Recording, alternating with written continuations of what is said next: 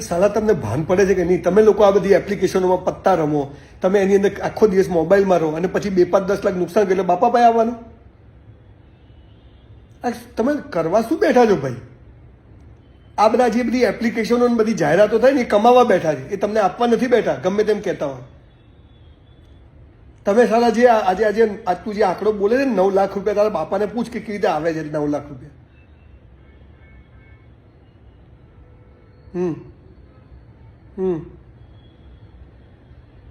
આજે તું સોગન ખાઈ લે ભાઈ, અને તારા દોસ્તારો કે મરી જશો ને 4 વાર જન્મે બી પૂરું નહીં થાય ભાઈ. આ તારા બાપાની હાલત શું થશે મને વિચાર કર તું. આટલું નાનું ઘર છે, હવે ગીરવે મૂકશે ત્યારે આ તારા રૂપિયા ભરે કે તને રોજ ઠોકશે પેલા લોકો આવી. ક્યાંથી શોધી કાઢો છો તમે આ બધું? આ મોબાઈલમાં જે આ બધું આવે છે ને એ કોઈ તમને આપવા નથી બેઠા, એ લેવા બેઠા છે.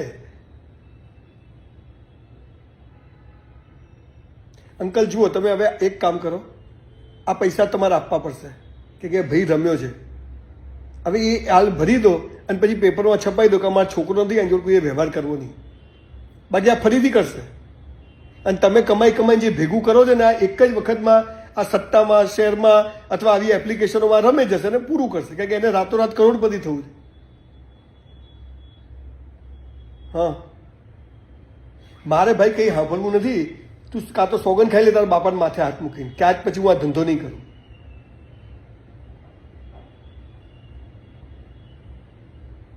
બધામાં શોર્ટકટ જ જોઈએ, બધું તરત જ જોઈએ. ક્યાંથી થવાનું તું બધું? તો બધા મોબાઈલમાં બેઠા કોઈ કામ ધંધો કરે જ નહીં, રમે જાય. જેમ તું 9 લાખનું રમે 90 લાખ, હું 9 કરોડનું રમું એટલે આવી જાય રાતોરાત પૈસા 10 ગણા.